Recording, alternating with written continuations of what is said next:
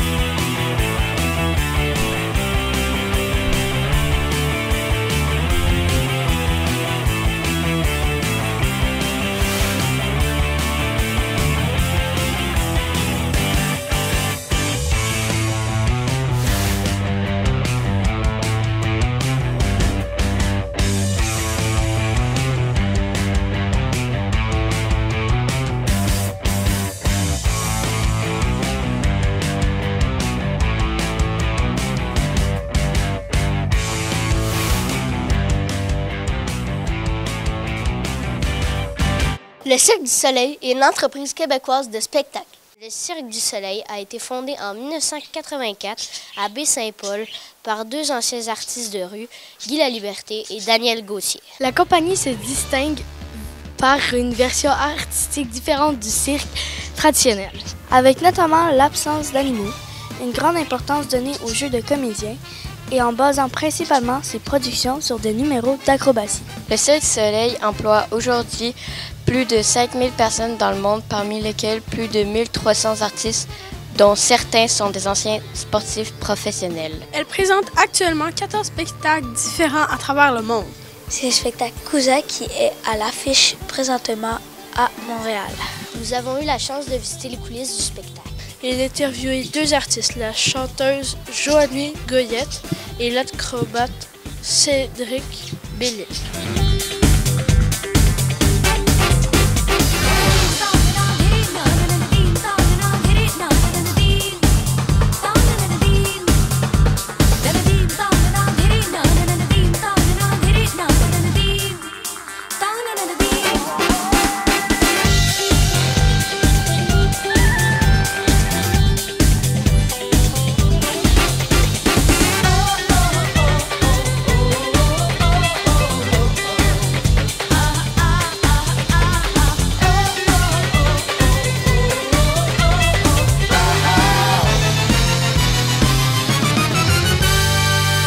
Quel genre d'enfant étiez-vous à mon âge? Pour moi, je faisais beaucoup de sport et beaucoup de musique quand j'étais plus jeune. Donc, je faisais du basketball, du soccer, je faisais des cours de piano, des cours de chant. Donc, j'étais beaucoup active dans le monde artistique et du sport. Donc, ça ressemblait pas mal à ça. Puis mes fins de semaine, c'est soit que j'avais un concert ou une game. Puis moi, c'était pas mal similaire. J'étais très sportif. J'ai joué au soccer toute mon adolescence, ma jeunesse. Puis j'ai aussi fait de la gymnastique. Donc c'est comme ça que j'ai rentré au cirque. J'ai commencé en gymnastique. J'ai découvert le trampoline. Puis après ça, j'ai commencé à compétitionner pour l'équipe canadienne en trampoline. Donc quand j'étais jeune, moi, j'étais rêveur. Moi, je rêvais de venir au Cirque du Soleil. C'était mon plus grand rêve. Puis tous mes efforts, c'était pour me rendre ici. Puis voilà. Je l'ai faite. Comment en êtes-vous venu à pratiquer votre art? Un peu, ça vient avec les cours que j'ai faits. J'ai commencé à faire des spectacles à l'école. Puis je pense que ça a commencé vraiment pour moi au secondaire.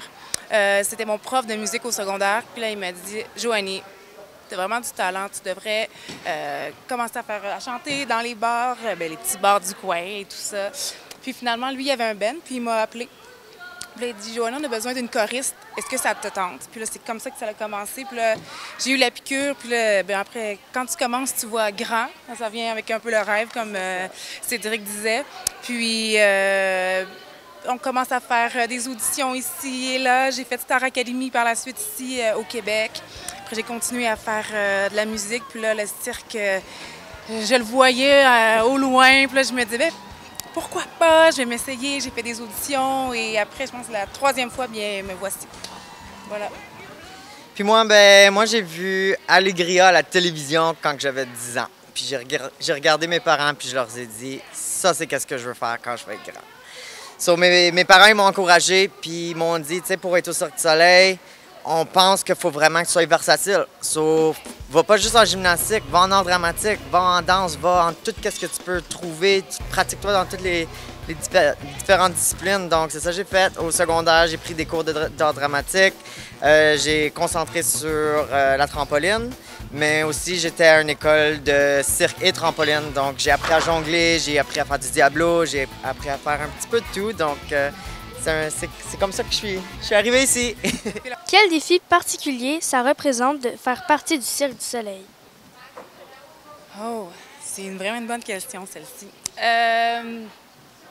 Il y a une discipline qui vient avec le cirque qui est super. J'ai juste le mot en anglais en ce moment, challengeant, mais je sais pas.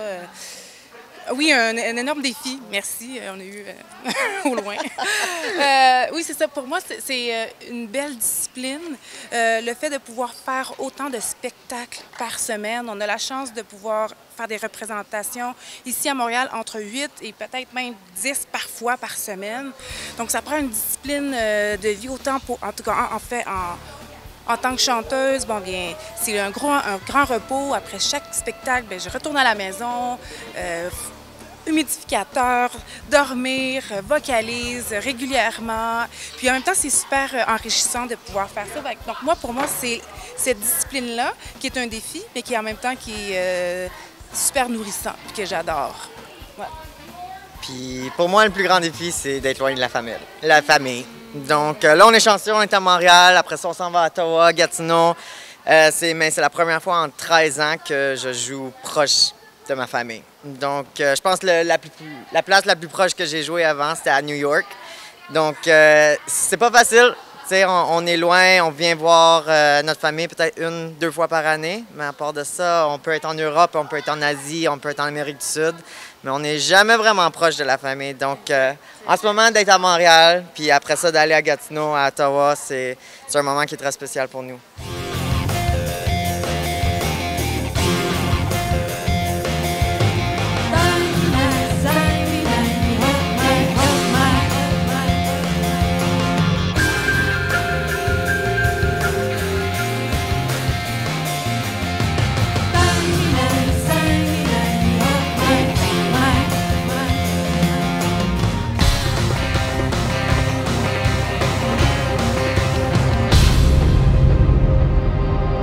Quel conseil donneriez-vous à des jeunes qui voudraient faire votre métier un jour? Oui, quel conseil que je donnerais? Poursuivre son rêve. Puis, il y a toujours des petites embûches, mais si c'est vraiment ce que le cœur te dit d'aller, foncer. On n'a rien à perdre, en fait. Puis, même les exemples, on fait une audition, ça n'a pas fonctionné, bien, on apprend de cette audition-là, puis on continue, puis on va être juste meilleur pour la prochaine audition ou le prochain spectacle et tout ça. Donc, persévérer, si c'est vraiment ce que c'est le cœur vous en dit. Ouais, c'est ça. Persévérance. Puis moi, un peu comme Joanie, ça ne te dérange pas ce que vous faites dans la vie, mais si vous vous réveillez à tous les matins, puis vous êtes content d'aller au travail, d'aller... Tu sais, pour nous, c'est même pas de travailler. On vient, puis c'est notre famille, puis on a du fun à tous les jours. Donc, moi, je souhaite à tout le monde de trouver quelque chose dans la vie qui les allume comme ça, parce qu'il n'y a rien de plus beau que de faire un métier qui nous rend le plus heureux au monde. Voilà.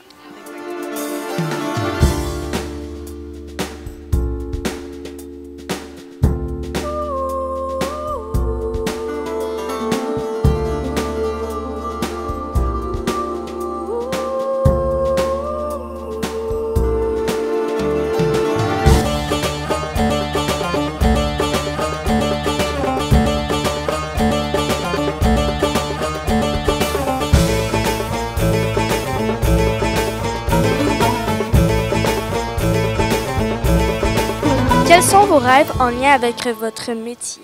En fait, pouvoir continuer de faire ce que j'aime parce que je dirais que pour moi, être au Cirque du Soleil, c'est un objectif qui m'était, quand j'étais plus jeune, qui me semblait tellement intouchable. Puis là, je suis ici, puis je suis tellement heureuse et je le savoure à chaque moment. Donc, à l'instant, c'est de rester avec cette belle famille-là, puis continuer à voyager et à apprendre du métier parce que même si on est ici, j'apprends tous les jours encore. Il y a tout le temps des nouveaux défis. Donc, rester ici, puis connaître la famille du cirque est quelque chose d'assez exceptionnel. Puis pour l'instant, je suis bien ici, puis je veux continuer à apprendre dans cet univers.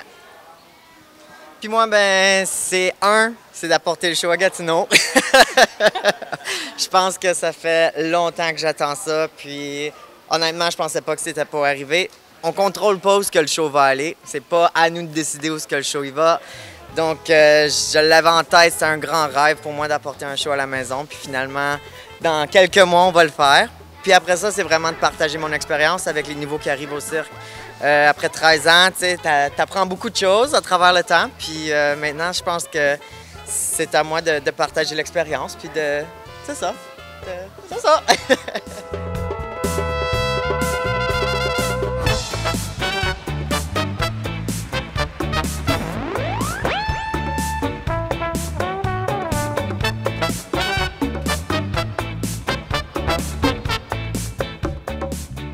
Joanie, racontez-nous votre expérience à Star Academy. Ah! Ça fait déjà 13 ans de ça, c'est fou.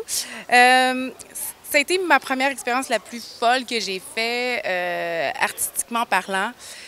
C'est 7 jours sur 7. Il y a une caméra pointée sur toi à tous les jours. Des spectacles, du mentorat. C'était tellement enrichissant. Il y en a encore, puis je me dis, s'il y a des gens qui ont envie de faire cette expérience-là, allez-y. C'est tellement gratifiant. Moi, c'est là que j'ai eu une piqûre encore plus grande de la proximité avec les gens, parce qu'on est tellement tout le temps à la merci, puis en même temps, on est tout le temps, comment je pourrais dire, près des gens. On les voit chaque semaine, ils nous parlent, ils nous disent « Oh mon Dieu, je t'ai vu hier te brosser les dents. » Donc, c'est vraiment une très grande proximité. Puis c'est ça qui me nourrit. Puis à chaque fois qu'on est ici, d'exemple, moi, dans le Bataclan, quand je fais le spectacle, mais c'est voir les gens sourire, puis être ébloui par le spectacle. Puis Star Academy m'a amené ça, puis je suis contente de pouvoir le retrouver ici aussi avec le cirque. Cédric, expliquez-nous quel entraînement ça demande pour faire ce spectacle. Oh! Moi, ça dépend qu'est-ce que tu fais dans le spectacle. Moi, en ce moment, je joue le rôle de l'innocent, qui est un rôle un petit peu moins acrobatique, mais qui a beaucoup plus de cardio. Je suis sur la scène presque tout le spectacle. Donc, pour moi, c'est des entraînements mentaux, mais aussi cardio. Donc, il faut que je m'entraîne à me garder réveillé. Je peux pas me montrer sur la scène, puis faut que je sois réveillé, faut que je sois dans le moment, faut que je m'imagine que c'est la première fois que je suis sur la scène. Tandis que les acrobates, c'est des entraînements qui peuvent être de la musculation, des étirements, de la physio. Ça fait partie de nos entraînements aussi, tu sais, de prendre soin de notre corps. La nutrition, c'est extrêmement important pour n'importe qui fait des acrobaties, qui fait du sport. Être surtout à 8-10 spectacles par semaine, c'est extrêmement important d'être bien nourri. Comme ça, c'est là qu'on va avoir notre force, c'est là qu'on va avoir notre énergie. Donc, il y a plein de petits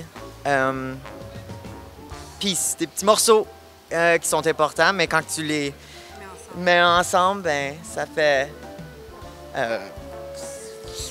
fait une recette parfaite. C'est ça.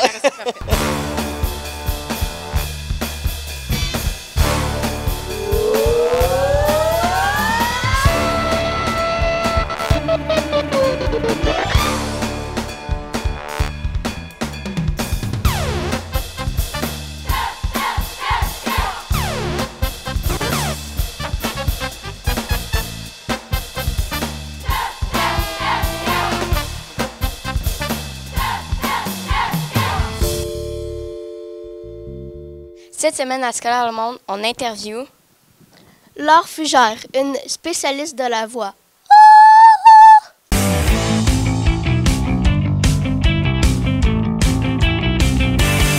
Laure Fugère est une artiste et coach vocal. Elle a forgé sa voix à travers des années d'expérience avec des spectacles prestigieux comme Le Cirque du Soleil, Cats, Les Misérables, Jésus-Christ Superstar et plus. En tant qu'ambassadrice de la voix, Laure aide les autres à définir le pouvoir de leur voix. Elle le fait par le biais du coaching privé et de groupe, de méditation guidée et pratiques vocales, de concerts et de conférences.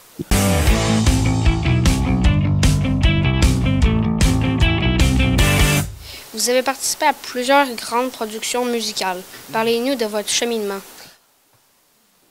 Vous avez combien de temps, là? Oui, j'ai participé à plusieurs grandes productions. J'ai été vraiment chanceuse. J'ai été vraiment chanceuse parce que je savais déjà depuis longtemps que je voulais chanter. Et puis, je disais parce que bon, je croyais jamais que j'allais faire partie de grandes productions comme ça. Et puis, donc, je disais, bon, ben, moi, je voudrais être hôtesse de l'air. Et puis, parce que je savais que je voulais voyager. Mais mon cœur est avec ma voix. Je disais ça. C'est ça, mon cœur est avec la voix. Et puis, bien, la vie a fait en sorte que d'une chose à l'autre, j'ai suivi des cours de chant. Et puis, j'ai participé à des émissions de télévision puis de radio pour la relève. Mais j'ai envie de vous dire que la plus grande production à laquelle j'ai contribué, c'est quand j'avais 6 ans.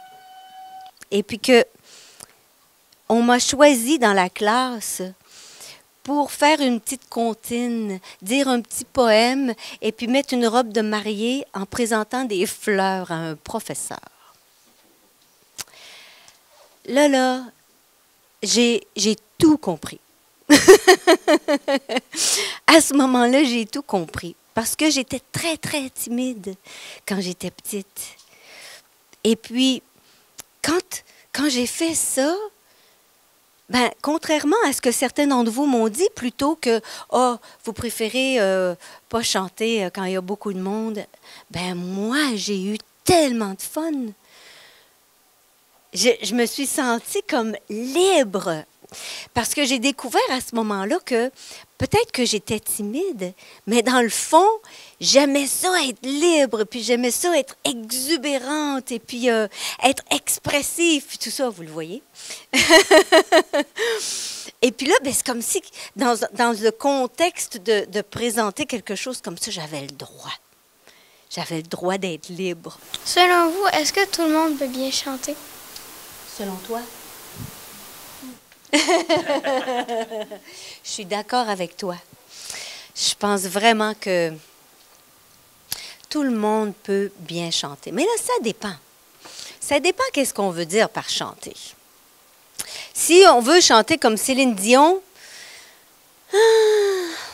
on n'a pas toutes les mêmes cordes vocales. Céline, elle a des cordes vocales très, très, très spéciales.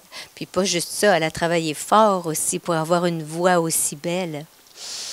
Mais je pense que si chaque personne est capable de trouver sa voix à lui, ou bien sa voix à elle, dans ces conditions-là, ça va être la plus belle voix.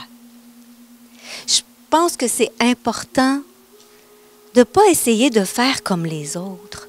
C'est là qu'on a des problèmes. Parce que dans ce temps-là, on n'est pas dans nos souliers. On s'éloigne de qui on est vraiment. Et puis, on dirait que le cœur, il est sensible à ça. Il y a de la peine. Il y a de la peine quand on n'est pas avec lui.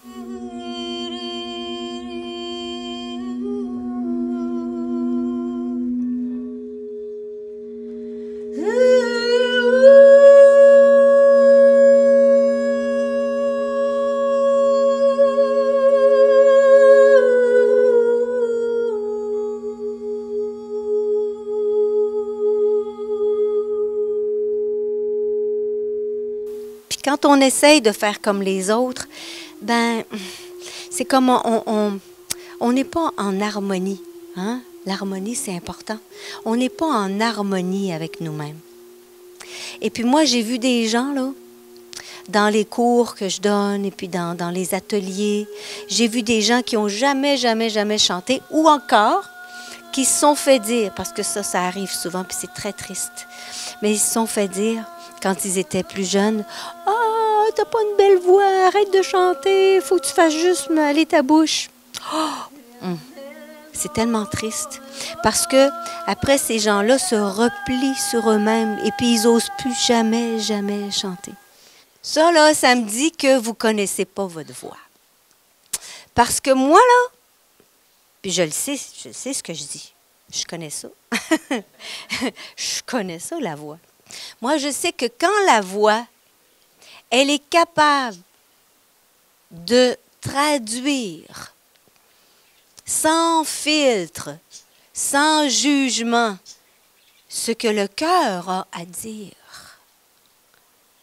c'est impossible qu'elle soit pas belle. Parlez-nous de votre expérience avec le Cercle du Soleil.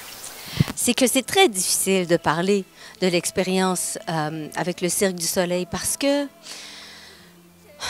ça a été tellement extraordinaire, là. Puis des fois tellement difficile pour toutes sortes de raisons. Parce qu'il y avait plusieurs spectacles tout le long de la semaine. Et puis c'était très fatigant. Je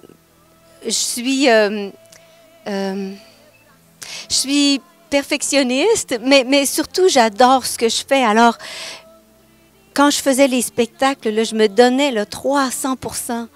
Et puis, ben, on travaille avec beaucoup de monde. Et puis, des fois, c'est des gens qui viennent de toutes sortes de pays. Et puis, les traditions, les coutumes, les façons de voir les choses sont différentes. Alors, ça donnait lieu des fois à des petites confusions. Et puis, je ne peux pas vous dire là, tout ce qui entre en ligne de compte quand on considère travailler avec le Cercle du Soleil. Mais je peux vous dire là, que des fois, même souvent, quand je regarde en arrière, là, puis je me dis, « Oh! J'ai fait ça, moi. Faut que je me pince. » C'était vraiment fabuleux. J'ai chanté dans des conditions optimales. J'ai porté des costumes fabuleux, des maquillages là, extravagants, des musiciens, des acrobates, les meilleurs au monde. Alors, ouais, je me sens très riche d'avoir fait cette expérience-là. Et puis aussi, d'avoir contribué à faire en sorte que d'autres personnes comme moi, qui ont une voix et puis qui veulent faire valoir leur voix, bien, j'ai été en mesure de les accompagner pour faciliter leur passage et puis leur expérience avec le Cercle du Soleil.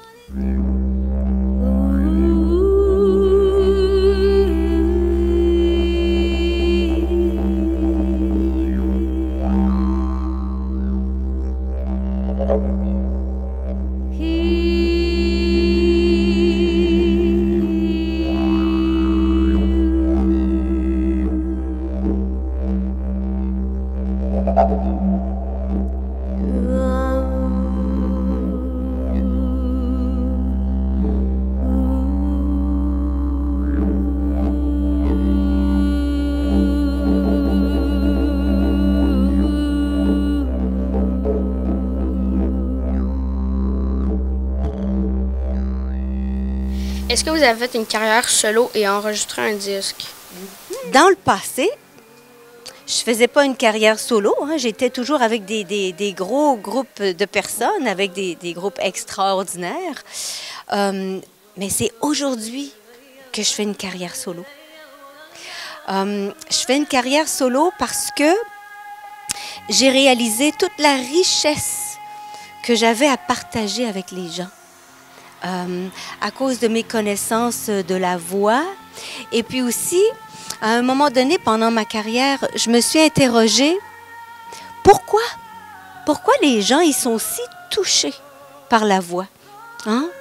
Tu parlais des émotions tout à l'heure qui sont suscitées par la voix. Bien, je me demandais pourquoi ça fait ça. Ah oui, oui. Mettez votre main ici et puis faites ah.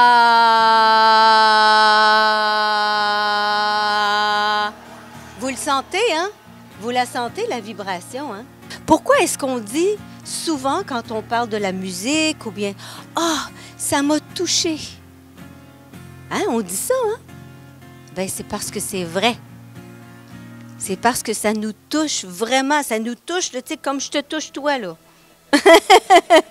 Il y a un scientifique qui s'appelle Hans Jenny qui a découvert la façon de rendre le son visible. Un son, c'est pas visible, c'est invisible, le son. Ce qu'il a fait, c'est qu'il a pris comme une plaque de métal. Et puis, il a mis un gros haut-parleur en dessous de cette plaque de métal-là. Et puis, sur la plaque de métal, il a mis du sable. Et puis, toutes sortes d'autres. Il a mis des liquides, il a mis de l'huile. Et puis, il a fait des expériences avec tous ces matériaux-là. Et puis, quand il faisait jouer le haut-parleur, là, quand il produisait une note ou un son assez fort, là, ben, le son se déplaçait, je vous l'ai dit tout à l'heure. C'est un mouvement. Le son se déplaçait dans l'espace, venait comme toucher la plaque de métal. La plaque de métal se mettait à vibrer. Hein? Et là, les particules de sable devenaient, vous savez, la neige, un cristaux de neige, un flocon de neige, à quoi ça ressemble? Le matériau se met à former des formes là, symétriques magnifiques.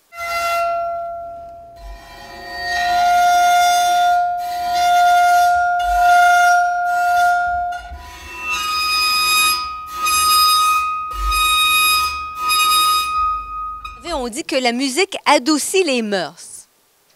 Alors, pourquoi est-ce qu'on dit ça? Ben, c'est parce que, justement, je crois que la musique a des propriétés un petit peu magiques. Et puis, à cause que ça vient, ça s'infiltre en nous. La musique, elle est pénétrante. Et alors c'est pour ça que ça nous rend plus détendus. Et puis, ça change les mauvaises idées aussi, comme tu dis.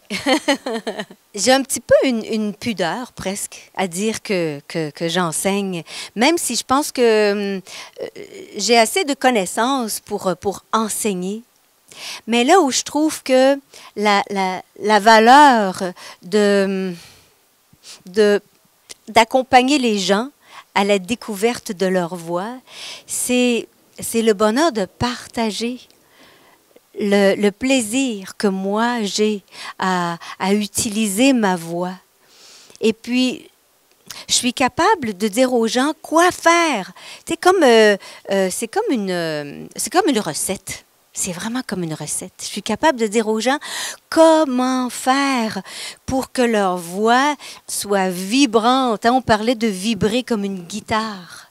Pour que la voix puisse résonner et puis venir toucher au cœur des autres personnes. Alors, ma carrière solo actuellement, c'est ça. Je suis en train d'établir, je pense que je pourrais dire que c'est une école ou une méthode particulière qui est issue de tout ce que j'ai appris, moi, dans ma carrière. J'ai suivi des cours avec plein de gens parce que je voulais savoir c'est quoi la vibration. C'est quoi la voix? Et puis, comment est-ce que on est affecté par ce grand pouvoir-là qu'on a d'utiliser notre voix?